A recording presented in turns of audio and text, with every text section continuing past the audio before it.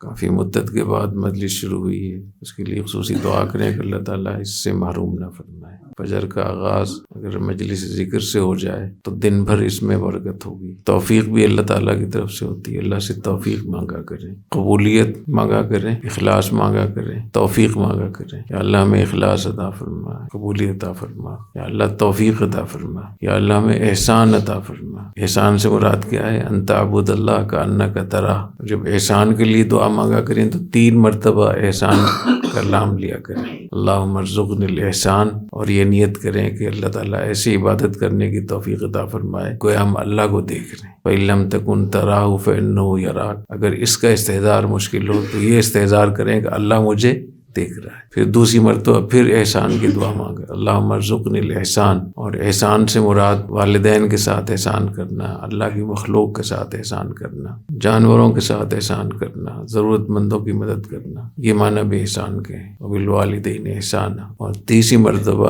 احسان کا مطلب، احسان کا معنی وہ لیا کریں، ان اللہ کتب الاحسان فی کل شیء۔ اللہ تعالیٰ نے ہر چیز میں احسان کو فرض قرار دیا ہے۔ احسان کا معنی ہر کام کو اس کے تمام آداب کے ساتھ، فرائض و واجبات کے ساتھ کرنا، اور اس کے تمام مکروہات اور مفسدات سے بچتے ہوئے کرنا۔ احسان بھی ہے، اتقان بھی ہے، اس کے لیے بھی خصوصی دعاؤں کا اہتمام کیا کریں، اور ہمیں اس کی آج امت مسلمہ کو اور مدارس کے لوگوں کو اس دعا کی بہت ضرورت ہے، کیونکہ زیادہ تر ہمارے کام وہ احسان کے بغیر ہوتے ہیں، بس ایسے ہی وہ ہم کر رہے ہوتے ہیں۔ آپ مطالعہ کریں تو احسان کے ساتھ، سبق پڑھیں تو احسان کے ساتھ، تکرار کریں تو احسان کے ساتھ، جامعہ میں رہ رہے ہیں تو احسان کے ساتھ، مسجد میں آ رہے ہیں تو احسان کے ساتھ آئیں، صحیح طریقے سے آئیں، وضو کر رہے ہیں تو احسان کے ساتھ۔ احسان کیا ہے وضو کا؟ اسباغ الوضو، اچھے طریقے سے وضو کرنا۔ اور حدیث شریف میں آتا ہے کہ آدمی وضو کرتا ہے تو وضو کرتے وقت اس کے اعضاء سے گناہ جھڑتے ہیں، فرمایا کہ حتیٰ تخرج من اظفاری، گناہ اس کے ناخن کے نیچے سے بھی نکل جاتے ہیں۔ تو ہاتھ دھوتا ہے آدمی تو ہاتھ کے گناہوں سے ہاتھ کے گناہ جھڑ جاتے ہیں، چہرہ دھوتا ہے تو چہرے کے گناہ۔ ہم کتنے غلط کام کرتے ہیں، بد نظری ہوتی ہے، اور آج کل خاص طور پہ فیس بک پہ اور جتنی جدید چیزیں آ گئی ہیں تو ہماری آنکھیں یہ کتنی زیادہ اس سے گناہ کا ارتکاب کرتی ہیں۔ منہ سے ہم کیا کچھ بولتے ہیں، تو منہ سے کلی کریں گے تو یہ تصور کریں کہ منہ کے گناہ معاف ہو رہے ہیں، چہرہ دھو رہے ہیں تو یہ تصور کریں کہ چہرے کے گناہ، ہاتھ دھو رہے ہیں تو ہاتھ کے گناہ، ہاتھوں سے اگر کوئی غلط چیز پکڑی ہے، کوئی غلط کام کیا ہے، کسی کو ایذا پہنچائی ہے، سر کا مسح کر رہے ہیں تو سر کے اندر دماغ میں کیا کچھ چل رہا ہوتا ہے، پاؤں دھوئیں تو یہ نیت کریں۔ وضو کرنے کے بعد جو وضو کی دعا ہے، اشہد ان لا الہ الا اللہ وحدہ لا شریک، یہ پڑھیں تو حدیث شریف میں آتا ہے، صحیح مسلم کی روایت ہے کہ اللہم اغفر لی ذنبی وافتح لی، اللہم اغفر لی ذنبی وبارک لی فی رزقی ووسع لی فی داری۔ کتنی اچھی دعا ہے۔ تو احسان کا معنی یہ ہوتا ہے کہ ہر کام کو اچھے طریقے سے کریں۔ تو نمازوں کا تو پھر بھی ہم پڑھ لیتے ہیں کہ نماز کے یہ فرائض ہیں، یہ واجبات ہیں، یہ سنن اور مستحبات ہیں، یہ مکروہات ہیں، لیکن باقی زندگی کے بھی تو ایسے ہی فرائض و واجبات اور سنت اور مستحبات ہیں۔ خاص طور پہ جب ہم ایسا کام کر رہے ہوتے ہیں جس کا تعلق بظاہر دنیا کے ساتھ ہوتا ہے، تو جو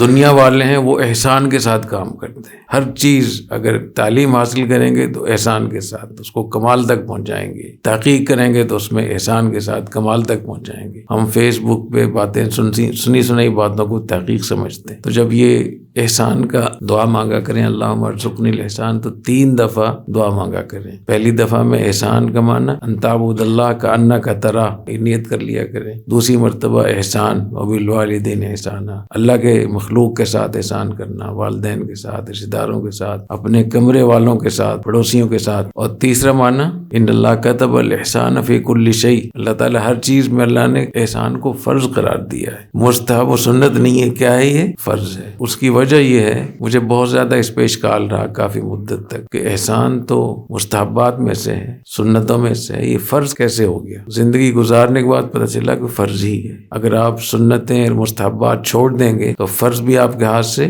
جائے گا۔ تو فرض پر استقامت موقوف ہے سنن اور مستحبات کے استقامت کے اوپر، اس کے اہتمام کے اوپر۔ تو ایک نصیحت یاد رکھیں کہ جیسے ہم عبادات میں روزہ اور زکوٰۃ اور حج، اس کے فرائض واجبات سنت مستحبات ہیں، تو دنیا میں ہر کام کرنے کے تدریس کا بھی طریقہ کار ہے، پڑھنے کا بھی، معاملات کرنے کا بھی، سفر کرنے کا بھی۔ تو اگر احسان کو اپنی زندگی کا مقصد بنا لیں، اس کی اہمیت دے دیں، تو آپ ہر جگہ کامیاب ہوں گے اور پہلی پوزیشن لیں گے انشاءاللہ۔ امتحان کا وقت آ رہا ہے تو امتحان کے لیے پوری احسان کے ساتھ امتحان دے. یہ جو حدیث ہے کتب الاحسان فی کل شیء، تو مجھے یہ اس حدیث کا جو مفہوم ہے وہ مجھے انگریزوں سے سمجھ میں آیا. میں نے دیکھا کہ انگریز کتنے آگے جا رہے ہیں ہر چیز میں. ان کی ڈگریاں دیکھیں، تعلیم دیکھیں، ریسرچ دیکھیں، ان کا انتظام و انصرام دیکھیں، ان کی مینجمنٹ دیکھیں، ان کی ترقی دیکھیں، تو معلوم ہے کہ وہ ہر کام احسان کے ساتھ کرتے ہیں. اور ہم لوگ گزارے کے لیے کوئی اس کا آتا پتہ نہیں ہوتا، کوئی اس کی معلومات نہیں ہوتی، بس ایسے ہی کر رہے ہوتے ہیں. تو اللہ تعالیٰ ہماری آنکھیں ان کفار کے ذریعے سے بھی کھول دیں تو بھی بڑی. اللہ تعالیٰ نے کفار کو کوئی الگ سے عقل تو نہیں دی نا، بلکہ مسلمانوں کے ساتھ تو اللہ نے وعدہ کیا ہے قرآن مجید میں، ان یکم منکم 20 صابرون یغلبوا 200. اگر مسلمانوں میں سے 20 ہوں گے تو 200 پر غالب ہوں گے، 1 10 کے برابر ہو. پھر اللہ تعالیٰ نے ہم پر رحم کیا، لا نخفف اللہ عنکم وعلم ان فیکم ضعفا، کہ تم کمزور ہو. فیکم منکم 100 صابرۃ یغلبوا 200، تم میں سے 100 ہوں گے تو 200 پر، تو 1 2 کے برابر تو ہر صورت میں. تو بہت سے مفسرین نے اس پہلی آیت کو منسوخ کہا ہے، دوسری آیت کو ناسخ کہا ہے. حقیقت یہ کہ ناسخ منسوخ نہیں ہے، اس میں اللہ تعالیٰ نے ضابطے کے درجات بتائے. ایک مسلمان 2 کافروں کے برابر ہر صورت میں ہوگا، یہ سنت اللہ ہے، یہ ضابطہ ہے اللہ تعالیٰ کا، اور یہ ضابطہ 10 تک جاتا ہے. ایک مسلمان 10 تک اگر زیادہ محنت کرے گا تو 10 کافروں کے برابر بھی یہ ضابطہ ہے. باقی اللہ تعالیٰ ایک آدمی کو 1000 پر غالب کر دے، 2000 پر غالب کر دے، ایک آدمی کو مجدد بنا دے، ایک آدمی سے پورا ملک فتح کروا دے، تو یہ اللہ تعالیٰ کی طرف سے اعجاز ہے اور اس کی کرامت ہے. اللہ یجتبی لی من یشاء ویہدی لی من ینیب. اس کا تو کوئی ضابطہ نہیں ہے، اللہ کی مشیت کا کوئی ضابطہ نہیں ہے، لیکن نظام فطرت اور نظام سنت اور سنت اللہ جسے کہتے ہیں اس میں اللہ نے ضابطے بنائے ہوئے ہیں. اگر ان ضابطوں کا خیال رکھیں گے تو یقیناً آپ کو اللہ تعالیٰ ہمیں کامیابی عطا فرمائیں گے، اور اگر ہم خیال نہیں رکھیں گے تو کوئی وعدہ نہیں، ضابطہ نہیں ہے. اللہ دے دیں تو دے دیں. 1994 میں جب حضرت رحم اللہ تعالیٰ کے ساتھ گیا تو 3 مہینے میں وہاں رہا. انگلینڈ میں، برطانیہ، کینیڈا، باربیڈوس، وسطی امریکہ کے کچھ جزائر ہیں وہاں. 3 مہینے میں مسلسل میں وہاں دیکھتا رہتا تھا، ان کے اداروں میں جا کر ہر جگہ میں گیا دیکھنے کے لیے کہ یہ کیسے کام کرتے ہیں. تو 3 مہینے میں جو کچھ میں نے وہاں سے سیکھا تو مجھے یہ معلوم ہوا کہ ہم مسلمان تو ہیں، اسلام ادھر ہے. وہاں اسلام نہیں، مسلمان ادھر. جو نظم و ضبط میں نے وہاں دیکھا، جو نظافت، صفائی ستھرائی، وقت کی پابندی. اب وقت کتنی قیمتی چیز ہے. ہمارے ہاں 2 چیزیں ضائع کرتے ہیں ہم لوگ، وقت ضائع کرتے ہیں اور افراد کی کوئی ویلیو نہیں ہے. ان کے ہاں اتنی بڑی ہے اس کی اہمیت. ایک دفعہ ایسا ہوا کہ حضرت سے میں نے عرض کیا کہ حضرت ان کی جو جانوروں کی جگہ ہیں، جو ان کے فارم وغیرہ ہیں نا گایوں کے، اس کو بھی دیکھیں جا کر کہ وہ کیسے ہیں. تو ہم وہاں گئے تو ہر چیز بڑی سلیقے کی تھی بالکل. تو وہاں گائے جس ترتیب کے ساتھ انہوں نے کھڑی کی ہوئی تھی، اور جو ان کے چارہ کھانے کے لیے جو جگہ بنی ہوئی تھی وہ اتنی صاف ستھری تھی، ایسا لگتا تھا سب کمپیوٹرائز ہے، حالانکہ وہ زندہ جانور تھے. ایسا نہیں تھا کوئی تصویر دیکھ رہے ہیں. اور جب وہ ان کے دودھ دھوتے ہیں، ایک گائے سے وہ 60 کلو دودھ ایک وقت میں نکالتے ہیں. 60 کلو 40 کلو دودھ. یہی گائے جو ہمارے یہاں ہوتی ہے، اس کو اتنے بہتر طریقے سے کرتے ہیں. جو احسان کی میں بات بتا رہا ہوں، وہ ایک میں نے دیکھا کہ لمبا پائپ تھا، اس پائپ کے ساتھ 4 کلپ لگے ہوئے تھے. تو ہر گائے کے تھنوں میں ایک کلپ لگا دیتے ہیں جب دودھ دھوتے ہیں. تو میرے خیال میں سینکڑوں گائے تھی، تو ایک لائن میں تھی پوری. تو وہ جب ان کو لگا دیتے ہیں تو پھر اس کا دودھ، وہ جو مشین ہوتی ہے، ہاتھ سے دھونے کی ضرورت نہیں. وہ جو ٹینک تھا جس میں دودھ گر رہا تھا تو ایسا لگ رہا تھا جیسے ٹیوب ویل چل رہا. اور وہ جو ٹینک تھا جس میں دودھ گر رہا تھا، میں نے اس کو دیکھا اتنا صاف ستھرا تھا، کہیں اس میں کسی قسم کی اس میں کوئی میل کچیل نہیں تھا. وہ خاتون تھی اس کی جو انچارج تھی. تو میں نے اس سے کہا کہ کیا آپ اپنا گودام دکھا سکتے ہیں جہاں ان کا چارہ رکھا ہوا تھا.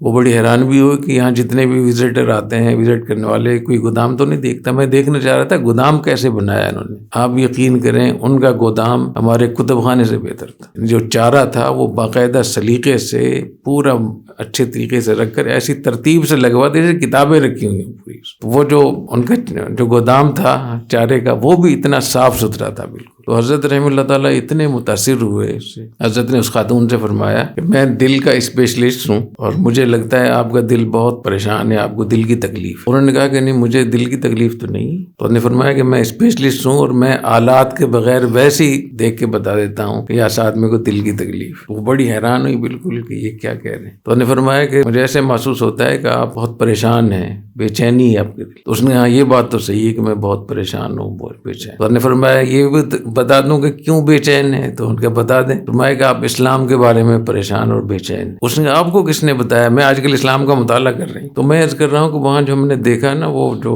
فارم تھا گایوں کا اور بھی بہت سے جتنی بھی اجتماعی جگہ ہیں وہاں نظم و ضبط ہے، ڈسپلن ہے، صفائی ستھرائی ہے، وقت کی پابندی ہے. ایسا نہیں ہے جیسے یہاں پاکستان میں لوگ کام پہ چل جاتے ہیں بیٹھے ہوئے ہیں، موبائل کو بھی سوال ہی پیدا نہیں ہو سکتا کہ وہاں کوئی آدمی جائے اور موبائل استعمال کرے. تو جب تک ہم اپنی زندگی کو خود اپنے آپ کو ہم قیمتی نہیں ہم بنائیں گے اس وقت تک محض دعاؤں سے تو کچھ نہیں ہوتا. دعا سے اس وقت ہوتا ہے جو آپ کے بس میں کچھ نہ ہو. تو اس لیے اس کا احسان کا اہتمام کیا کریں. اللہ تعالیٰ توفیق عطا فرمائے. تو یہ دعائیں یاد رہیں گی نا، اخلاص، توفیق، قبول، احسان، احسان، احسان اور حکمت. اللہم ارزقنی الحکمہ، یا اللہ مجھے حکمت اور دانش اور فہم عطا فرما. اللہم ارزقنی التواضع، یا اللہ مجھے تواضع عطا فرما. اللہ تعالیٰ توفیق عطا فرمائے. اور دعا کریں کہ یہ سلسلہ چلتا رہے. اس کا تعلق میرے ساتھ بھی ہے کہ مجھے اللہ توفیق دے دے اور آپ کے ساتھ بھی ہے. تو بسا اوقات طلب اس درجے کی نہیں ہوتی کہ اللہ تعالیٰ دے دیں. تھوڑی طلب بھی کیا کریں، دعا بھی مانگا کریں، کوشش بھی کیا کریں. اگر مجلس نہ ہو تو ان کے پیچھے پڑ جائے کریں، یہاں دھرنا دے دیں آ کر. آئی سمجھ. میرے استاد مجھ سے ناراض ہو گئے تھے ایک دفعہ. وہ ناراض کیسے پھر بتاؤں گا. تو میں نے کوشش کی ان کو راضی کرنے کی، تو ان کا روب اتنا زیادہ تھا مولانا موسیٰ خان صاحب رحمۃ اللہ علیہ کا کہ ان سے بات کرنا ہی بڑا مشکل تھا. تو میں 3-4 جو بڑے اساتذہ تھے ان کی خدمت میں گیا کہ حضرت میری آپ سفارش کر دیں. تو سب لوگ حضرت سے بہت ڈرتے تھے. روب اتنا زیادہ تھا کہ بڑے بڑے اساتذہ بھی جو ان سے عمر میں بڑے تھے ان کو بھی ان سے سامنا کرنا مشکل ہوتا تھا. تو مجھے خیال ہوا کہ کیا کرنا چاہیے. تو مجھے خیال ہوا کہ میں ہر نماز کے بعد ان کے پیچھے پیچھے چل جایا کروں گا، کبھی تو راضی ہوں گے. تو میں نے بھی دھرنا دیا وہاں 1 ہفتے تک. 5 نمازوں میں ہر نماز میں پیچھے پیچھے جاؤں اور حضرت دروازہ کھول کے گھر کے اندر چل جاتے تھے 5 نمازوں میں. تو 1 ہفتے تک میں نے کب تک راضی نہیں ہوں. تو ایک دن اپنے دروازے قریب پہنچے، کہنے لگا ہاں مولانا، اور پھر جیب سے 500 روپے نکال کے مجھے ہدیہ دی. آغاز معافی کا یہاں سے کی. تو اس زمانے میں 500 روپے بہت بڑی بات تھی. یہ وہ زمانہ تھا جب نیوٹن کے اور جامع شرفی کے اساتذہ کی تنخواہ 300، 250، 400 روپے ہوتی تھی. تو حضرت نے مجھے 500 روپے نکال کر دے دیے اور خوشی کا اظہار کیا. تو یہ آپ کو بتانا ہے کہ کوئی کام کروانا ہو تو دھرنا دیتے. حضرت مفتی محمود صاحب رحمۃ اللہ علیہ کو بتایا تھا نا میں. حضرت مفتی محمود صاحب رحمۃ اللہ علیہ وہاں سے جا رہے تھے تو ہم نے کہا کہ ہم وہاں بیان کریں. تو انہوں نے کہا کہ نہیں بیان. تو ہم نے وہاں دھرنا دے دیا جا کر. تو ہم نے مشورہ کیا تھا کہ حضرت سے ہم کہیں گے کہ آپ بیان فرمائیں، اگر وہ انکار کیا تو ہم لیٹ جائیں گے. تو ہم سڑک پہ لیٹ گئے اور مفتی صاحب نے ایک دفعہ تو کہا چڑھا دو گاڑی ان کے اوپر. غصے سے نا ہم نے کہا ٹھیک ہے چڑھا دیں. تو پھر مفتی صاحب مجبور ہو گئے. پھر وہاں سے اترے اور ایک ٹھیلا تھا سبزی کا ٹھیلا، اس کے اوپر میں نے اپنا کھیس سمجھتے ہیں چادر، جو موٹی چادر ہوتی ہے سردیوں میں جو پنجاب کے لوگ پہنتے ہیں، وہ میں نے بچھایا. حضرت کو پھر ہم نے چڑھایا اس پہ. تو حضرت نے چپل پہنے ہوئے تھے، وہ سینڈل ہوتے ہیں. تو حضرت نے پھر وہاں کھڑے ہو کر بیان فرمایا. تو حضرت کے پاؤں کے نشان اس پہ پڑ گئے تھے میرے کھیس کے اوپر، کیونکہ جوتا ایسے ہی چڑھ گئے تھے. تو یہ میرے خیال میں 1974 کی بات ہوگی. 1974 سے لے کر 1981 تک وہ میں نے کھیس محفوظ رکھا برکت کے لیے، کیونکہ حضرت کے پاؤں کے نشان تھے اس کو. تو اتنا ادب ہوتا ہے، پھر جا کے اللہ تعالیٰ دیتے. تو اللہ تعالیٰ توفیق عطا فرمائے تو تھوڑا اللہ سے مانگا کریں. طلب جب ہوگی تو اللہ کا وعدہ ہے، اللہ یجتبی الیہ من یشاء ویہدی الیہ من ینیب. اللہ تعالیٰ ویسی چھت پاڑ کے دے دیں، یہ تو اللہ کی مشیت ہے، جس کو چاہے دے دیں. لیکن ضابطہ یہ کہ جو انابت اختیار کرتا ہے، جو طلب کرتا ہے، یہدی الیہ من یرید، جو چاہتا ہے، اللہ کا ضابطہ ہے کہ اللہ اس کو ضرور اس کی رہنمائی کرتے ہیں. اور ہدایت کے 2 معنی آپ نے پڑھے ہیں. ایک اراد الطریق، اللہ راستہ دکھاتے ہیں، اور دوسرا کیا ہے، اللہ ہاتھ پکڑ کے پہنچا دیتے ہیں وہاں. ان نیتوں کے ساتھ، ارادوں کے ساتھ دعاؤں کی بھی، میری صحت کے لیے بھی دعا مانگا کریں اور اس کے لیے بھی کہ اللہ مجھے بھی توفیق دے. میں بھی آپ کی دعاؤں کا بہت محتاج. اللہ تعالیٰ قبول فرمائے. سبحانک اللہم و بحمدک، اشہد ان لا الہ الا انت، استغفرک و اتوب.